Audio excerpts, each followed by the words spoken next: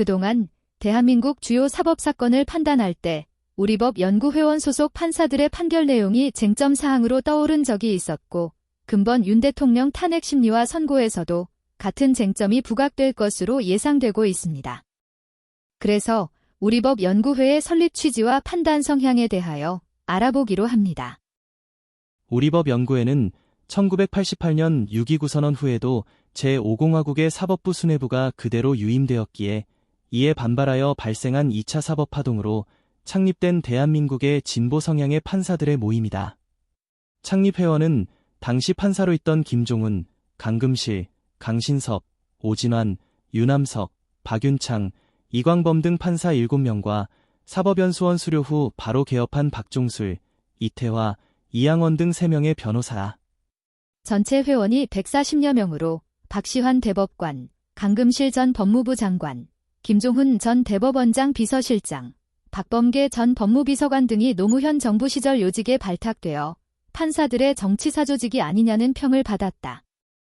주요 인물로는 2008년에 있었던 촛불 집회 관련 재판의 배당에 대하여 문제를 제기했던 이정열 서울동부지법 판사와 송승용 울산지법 판사도 우리법 연구회 회원이다.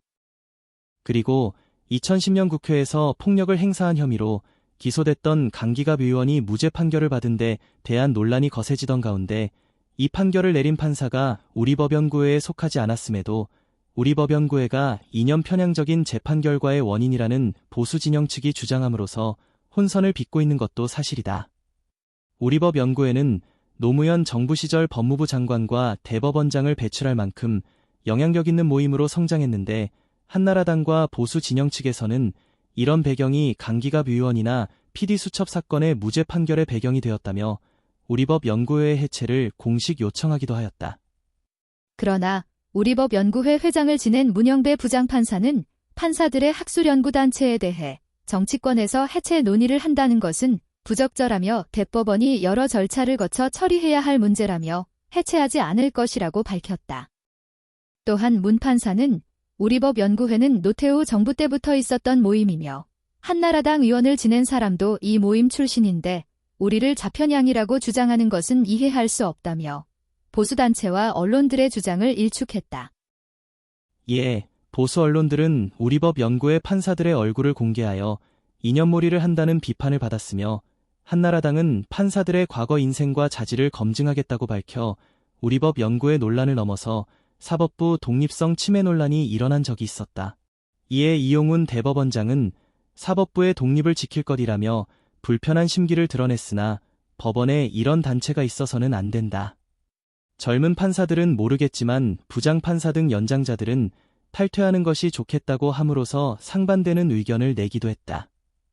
다음은 우리법 연구회가 어떤 과정을 거쳐서 생겨났고 어떠한 성향의 판결을 내렸으며 현재의 사법체계에 미치는 영향력은 어떠한지에 대하여 알아보고, 그리고 그런 판결 내용이 국익에 도움이 되지는 않는지, 그러한 영향력을 어떻게 배제하고 개선해야 하는지에 대하여 유튜버인 지식의 칼님의 주장을 들어보기로 합니다. 우리법 연구회, 아마도 모르는 사람이 없을 정도로 다들 많이 들어본 이름이지만 그 내용은 비교적 잘 알려져 있지 않은 것 같습니다. 지난 영상에서 말씀드렸듯이 최근에 등장한 그룹으로 생각하는 분들도 많아요. 그러나 우리법 연구회는 쉽게 볼 문제가 아닙니다. 특정 이념 카르텔이 어떻게 뭉치고 어떻게 힘을 키우는지, 어떻게 대한민국의 시스템을 잠식해 들어가는지를 보여주는 살아있는 예시와도 같습니다. 한국의 가장 큰 문제점들을 꼽으라면 사법부가 빠질 수는 없죠. 견제받지 않고 책임지지 않는 권력, 자기 잘못에 책임지지 않는 단 하나의 직역, 바로 법원입니다. 물론 의회 독재가 철권을 휘두르는 이런 사회에서 사법부마저 의회에 종속되어 있는 산하기구같이 보이기는 합니다만, 법원의 권력은 무소불위입니다. 판사의 결정 하나에 대한민국의 역사가 왔다 갔다 합니다. 그러나 그 결정이 과연 신뢰할 수 있는 것인가, 공정한가, 그 믿음을 한국의 법원은 잃어버린 지 오래입니다. 그러나 우리법연구회라는 판사들의 이념 카르텔이라는 어처구니 없는 조직이 한국의 사법체계를 바꾸고 있는 것은 사실입니다. 판사가 이래도 되나, 판사가 저래도 되나 하는 그 의문과 실망, 바로 판사가 그러고 있는 그 체계를 만들어가고 있는 것이 상당 부분 우리법연구회라는 그 조직이 형성해온 문화임을 부정할 수는 없습니다. 우리법연구회가 처음 등장한 것은 1988년입니다. 문재인 때 갑자기 떠오른 것이 아니에요. 노태우 정부 때 진보 성향의 판사들이 모여서 사법부의 고위직을 교체하자고 성명을 내고 연설을 받은 일이 있는데 그것을 2차 사법파동이라고 부릅니다. 외교는 사법부의 독립, 사법부의 민주화, 사법에 왜 민주화가 들어가는지 알 수가 없습니다만 경제도 민주화하자는 놈들이니까요. 그런 것들을 요구했었습니다만 사실 2차 사법파동의 시작은 박시환이라는 판사가 1985년 불법 시위로 검거돼서 재판을 받던 대학생 11명을 모두 무죄 방면하면서 영월로 좌천이 되어 그러자 법원 내의 진보 성향 판사들이 뭉쳐서 대법원장 퇴진 운동을 벌였던 겁니다. 그 일로 인해서 당시 대법원장이 실제로 사임을 하게 되죠. 우리법연구회라는 집단은 이런 전형적인 운동권 결집 스토리 속에서 등장한 거예요. 시작부터 정치 조직이었던 겁니다. 초대 회장이 박시환이고요. 그리고 강금실 등이 창립 멤버입니다. 우리법연구회라는 이름도 박시환이 정했다고 합니다. 우리법연구회는 그 뒤로 쉬지 않고 매월 세미나나 총회를 합니다. 그게 20년 넘게 이어지는 거예요. 그러나 사법부 내 사조직이라는 비판을 꾸준히 받아왔고 일단 해체됩니다. 해체된 시기는 분명하지 않은데 2010년에 해체가 됐다고 하는데도 2017년에 자기들이 5년마다 세미나나 논문 자료를 모아서 발간하던 그 논문집이 또 나옵니다. 그래서 2018년을 해체 년도로 보기도 해요. 그리고 2011년 우리법연구회가 해체된 지 단 1년 만에 국제인권법연구회라는 우리법연구회의 후신이 세워집니다. 국제인권법연구회의 초대 회장은 우리법연구회 소속으로 활동했던 김명수입니다. 문재인 때 대법원장을 했던 법원이 얼마나 단기간에 막장으로 달릴 수 있는지를 우리 모두가 볼 수 있었던 시기였죠. 노무현 때 우리법연구회는 전성기를 맞습니다. 박시환은 대법관이 되고 강금실은 법무부 장관이 되고 요직 곳곳에 대거 발탁돼서 권력을 잡는 겁니다. 그리고 그게 지금까지 이어지는 중이에요. 우리법연구회는 가장 인원이 많았을 때가 120명 남짓에 불과합니다. 그런데 전체 판사 수는 3,000명이 넘죠. 그러니까 가장 클 때가 판사 전체의 3% 정도 되는 인원이었고 국제인권법연구회까지 다 합쳐도 전체의 15%가 안 되는 인원이 사법부 전체를 쥐고 흔들고 있는 겁니다. 말씀드렸듯이 김명수도 있었고요. 범계도 우리법연구회 출신입니다. 2018년 전국 법관 대표자 회의는 13명 중 7명이 우리법연구회 출신이었습니다. 현재 헌법재판관 8명 중 3명이 직접적으로 우리법연구회 또는 국제인권법연구회 출신입니다. 문형배, 이미선, 얼마 전에 윤통이 기피 신청을 했다가 기각당했던 정계선, 그리고 민주당이 추천해서 올렸는데 최상목이 임명하지 않은 마은혁도 우리법연구회 출신입니다. 이 마은혁이라는 사람은 법조계에서 듣기로는 아주 특정 성향의 판결로 유명한 사람이라고 해요. 현재 대법관 14명 중 5명이 우리법연구회 또는 국제인권법연구회 출신이고 공수처장 오동훈도 국제인권법연구회 출신입니다. 대체 2명 후보 중 왜 이 사람을 임명했는지 알 수가 없어요.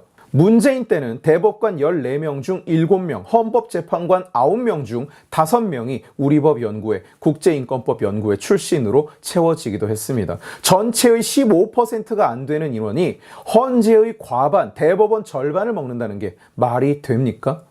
이것이 얼마나 권력 카르텔인지를 알 수 있는 대목입니다. 참고로 각하새끼 짬뽕 사건을 일으켜서 정치 편향 논란이 일고 결국은 사직했던 그 판사도 우리법연구회 출신입니다. 김명수 때 있었던 사법농단 파문은 운동권 카르텔이 권력을 어떻게 잡아먹는지를 아주 잘 보여주는 예시예요. 사법농단은 법원 행정처를 통해서 대법원장이 사법부를 통제했다는 논란입니다. 진상조사단이 꾸려졌고요. 조사 결과 재판 과정에 행정처의 관여 사례가 전혀 없는 것으로 결론이 났습니다. 그런데 김명수가 대법원장이 되자마자 이미 끝난 조사를 뒤집고 다시 수사를 시켜요. 100명이 넘는 판사가 검찰에 소환됐고 양승 양승태 전 대법원장은 구속됩니다. 이 사법농단에 이름이 연루됐던 판사들이 대거 좌천됐고 그 때문에 2021년 법관 인사 때는 역대 최고로 많은 판사들이 사표를 내고 법원을 떠났습니다. 그러나 구속됐던 양승태 전 대법원장은 모든 혐의에서 무죄가 선고됩니다. 혐의가 자그마치 47개였어요. 그런데 하나도 빠짐없이 전부 무죄였던 겁니다. 이 사법농단 파문이 얼마나 무리한 정치 쇼였는지를 알 수 있는 거죠. 판사들이 대거 사임하고 좌천되면서 비어버린 여러 요직들은 김명수 대법원이 채워 넣었습니다. 2017년 말에 김명수가 임명하는 대법관 후보 추천위에는 법관이 10명 포함됐는데 그 10명 중 국제인권법 연구회 출신 7명, 우리법 연구회 출신 1명, 젠더법 연구회 출신이 1명 들어갔었어요. 공수처 설치에 대한 위헌 심판이 헌재에 들어갔을 때 거기에 합헌 결정을 내린 판사 5명 전원이 국제인권법 또는 우리법 연구회 출신이었습니다. 저는 우리법 연구회를 법원 내 하나회라고 부르는 것을 볼 때마다 오히려 우리법 연구회는 하나회보다 훨씬 나쁜 최악의 카르텔 아닌가 하는 생각을 합니다. 하나회가 군대 내에서 권력을 사유화했다면 우리법 연구회는 사법체계 자체를 사유화하고 있는 겁니다. 눈을 가리고 정의를 실현한다는 사법의 의미 자체를 붕괴시키고 있어요. 정치권이랑 붙어서 법의 이념 장난질, 진영 장난질을 하고 있는 겁니다. 정치 사건인데 우리법 연구회 판사가 걸렸다. 눈을 가린 공정한 판결이 나올 것이라고 국민 그 누구도 기대하지 않는 겁니다. 좌측조차 그렇게 기대하지 않아요. 자기들에게 유리할 거라고 생각하지 공정할 거라고 생각하는 게 아닙니다. 왜 중앙지법이 아니라 서부지법에 영장을 청구했느냐? 영장 전담 판사가 2명인데 둘 중 1명이 우리법 연구회 출신이니까요. 이 사법부 카르텔을 제거하지 않으면 우리 사법체계는 갈수록 골로 갈 수밖에 없습니다. 법원의 판결을 신뢰할 수 없으면 대체 뭘 믿어야 한다는 말입니까? 고시 한번 합격하면 한국 사법체계를 가지고 놀 자격이 주어진다는 말입니까? 우파 진영에도 다시 한번 강조하고 싶은 말이 있습니다. 우리법연구회가 대한민국 사법체계를 손에 거머쥐기까지는 20년이 걸렸어요. 20년 넘게 매달 모여서 세미나를 하고 연구를 하고 논문을 내고 논리를 만들고 그러면서 멤버십을 다진 겁니다. 그러기를 20년, 그러기를 30년, 심지어 욕먹으니까 해체하고 이름을 바꿔서 새로 만들고 그런 인고의 세월 끝에 한국 역사를 좌지우지하는 자리에 올라간 겁니다. 그런데 보수 진영은 그렇지 않아요. 맨날 구원자를 기다립니다. 이 모든 문제를 한 방에 해결해 줄 신적인 존재, 마법 같고 기적 같은 그런 한 방만 바라고 있어요. 왜 보수 진영은 다음 주자가 없느냐? 왜 보수 진영은 다음 세대를 기르지 않느냐? 사람들이 맨날 얘기합니다. 왜일까요? 그냥 어디선가 새로운 사람이 하늘에서 뚝 떨어져서 할 건데 이 안에서 성장은 해서 뭐하나? 이 안에서 누구를 키워서 뭐하나? 이런 사고가 깔려 있는 겁니다. 가끔 영상에서 제가 이야기하지만 저는 작년부터 청년 아카데미를 만들어서 자유진영의 청년들을 길러내고 뭉쳐서 역사를 바꾸는 일을 시작했어요. 이 얘기를 들으면 많은 분들이 찬사를 보냅니다. 좋은 일 한다, 어려운 일 한다, 훌륭하다, 청년들 중요하다. 그런데 막상 별로 후원은 들어오지 않아요. 제 개인 후원 말고 프리드먼 아카데미, 프리드먼 연구원에 대한 후원을 말씀드리는 겁니다. 사람들이 후원하고 싶어 하는 것은 저처럼 10년, 20년짜리 장기 플랜, 지루하고 고된 작업이 아니라 큰 거 온다, 증거 나왔다, 천지가 뒤집힌다, 열흘 뒤에 끝난다, 다음 달에 끝난다, 이런 주장들이에요. 그런 거 없습니다. 죄송하지만 후원을 하고 말고를 떠나서 이 문제를 한 방에 해결할 수 있는 그런 마법의 치트키는 존재하지 않습니다. 그런 게 있었다면 저도 그걸 했을 거예요. 그걸 추구했을 겁니다. 저는 이 일을 덜 하고 싶어 하는 사람이지 많이 하고 싶어 하는 사람이 아니거든요. 참여연대, 경실련 다 후원으로 운영되지만 세상을 한 방에 뒤집어 엎은 게 아닙니다. 서서히 휘감은 거예요. 십수년, 수십 년이 걸린 겁니다. 좌파도 그렇게 한 방에 해내지 못한 겁니다. 30년을 노력해서 지금 이 체계를 만든 거예요. 좌파가 30년간 노력했더니 이제는 보수가 소수고 우파가 소수고 자유주의자가 극소수 멸종 위기종이 된 겁니다. 우측 대통령은 전원이 쫓겨나거나 감옥에 가거나 하는데 좌측 대통령은 아무도 감옥에 가지 않습니다. 우리가 약자고 우리가 패자라는 뜻이에요. 이 상황이 절대로 한 방에 뒤집히지 않는다는 것을 우리가 깨닫지 못한다면 보수 진영은 20년 뒤에도 30년 뒤에도 여전히 패배하고 있을 겁니다.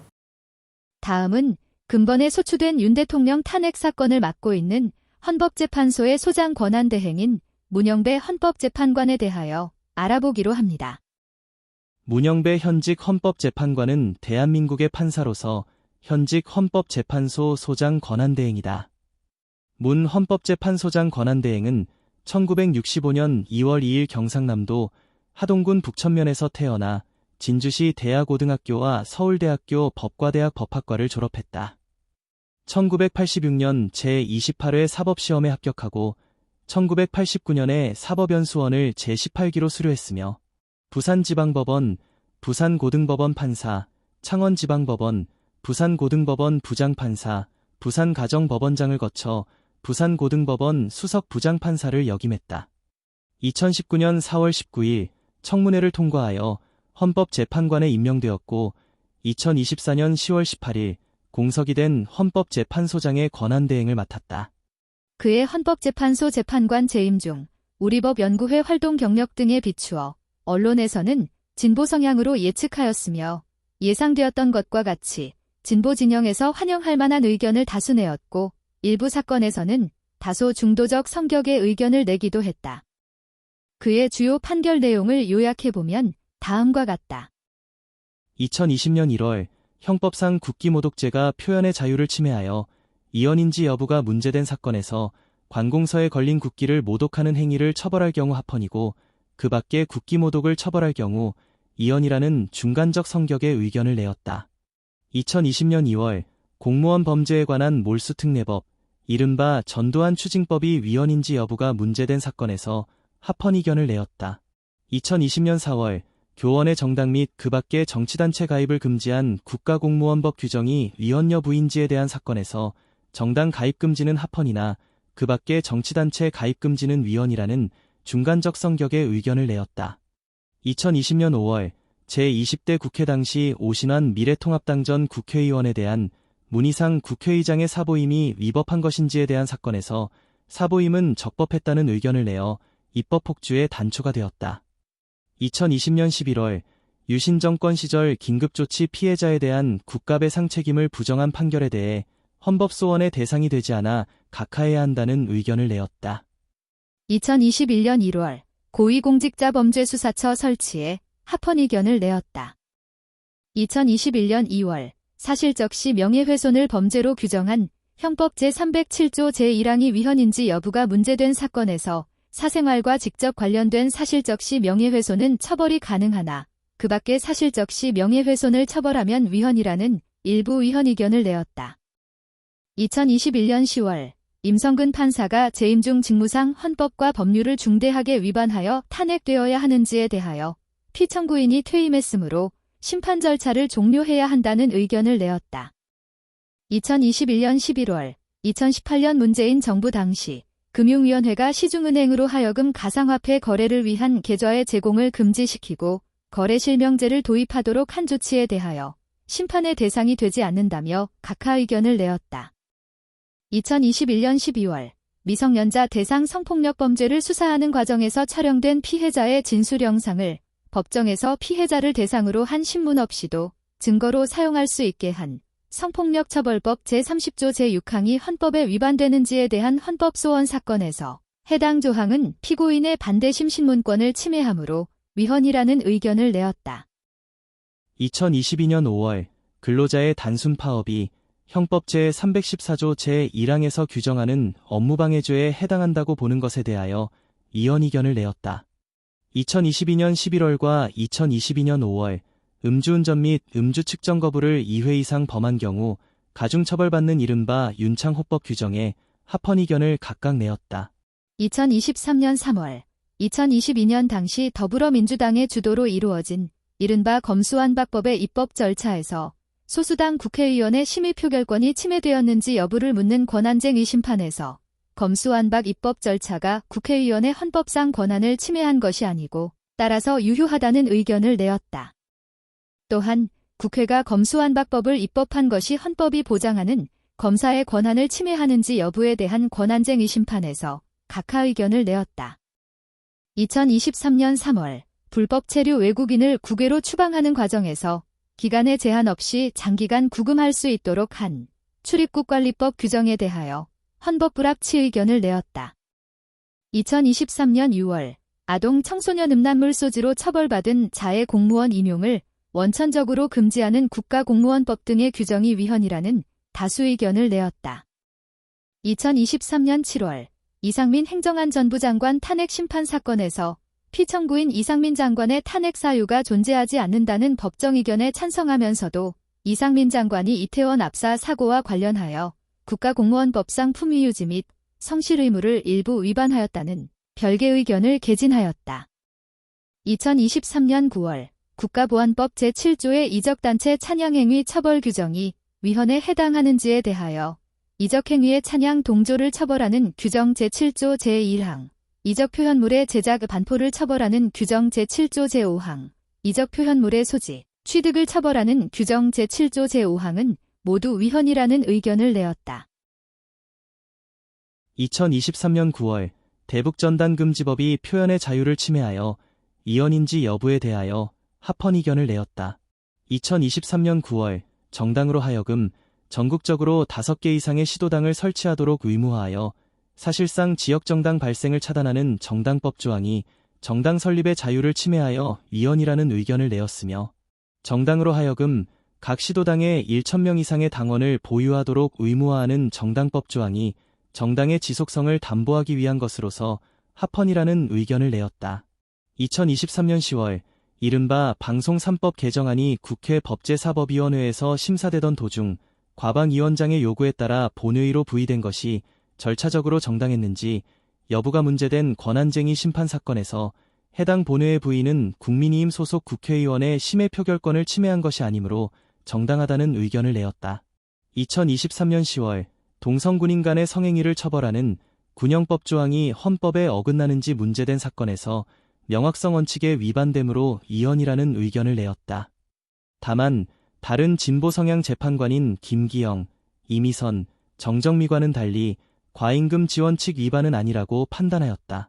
2023년 10월 후천성 면역 결핍증인 에이즈 감염인이 체액을 통해 타인에게 에이즈를 옮길 수 있는 행위를 하는 것을 금지하고 입안 시 처벌하는 에이즈 예방법의 법조항이 위헌인지 여부에 대하여 치료에 성실히 임하는 감염인에게까지 해당 규정을 적용하는 것은 행동자유권을 침해한다는 일부 위헌 의견을 내었다.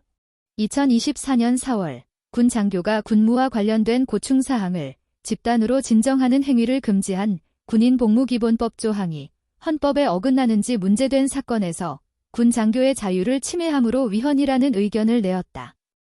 2024년 4월 교통사고 사망자의 미성년 유자녀에 대한 지원책으로 보조금이 아닌 대출만을 허용하는 자동차 손해배상 보장법 조항이 헌법에 어긋나는지 문제된 사건에서 당의 대출 사업의 재원 고갈 방지를 위한 부득이한 규정이라는 합헌 의견을 내었다. 2024년 5월 종교 사상 등에 따른 병역 거부자에 대하여 36개월간의 합숙 형태 대체복무만을 인정하는 현행 대체복무제가 위헌인지 여부에 대하여 대체복무가 현역병에 비해 지나치게 가혹하여 병역 거부자의 양심의 자유를 침해하므로 위헌이라는 소수 의견을 내었다. 2024년 5월 청해진 해운 세월호 침몰 사고에서 정부의 구호조치 미흡으로 인해 희생자들의 생명권과 행복 추구권이 침해되었음의 확인을 청구하는 유가족들의 헌법소원 사건에서 심판 청구가 적법하고 이유 있으므로 인용해야 한다는 소수 의견을 내었다. 2024년 5월 문재인 정부 당시 납부 대상이 대폭 확대된 종합부동산 세중 조정지역 내 2주택 소유자에 대한 중과세 부분이 위헌인지 여부가 문제된 사건에서 해당 정책이 과잉금지 원칙에 부합하고 조세평등주의에도 어긋나지 않아 합헌이라는 다수 의견을 내었다. 2024년 5월 서울시 공무원 간첩 조작 사건의 피해자 유우성을 보복 기소했다는 사유로 탄핵 소추된 검사 안동환의 탄핵 심판 사건에서 검사 안동환의 직무상 중대한 법 위반이 있으므로 탄핵을 인용해야 한다는 소수 의견을 내었다. 2025년 1월 방통위 상임위원 2인만 참석한 가운데 공영방송 임원 후보자 선정과 임명안건을 의결했다는 사유로 탄핵소추된 방송통신위원회 위원장 이진숙의 탄핵심판 사건에서 위원장 이진숙의 직무상 중대한 법 위반이 있으므로 탄핵을 인용해야 한다는 소수 의견을 내었다.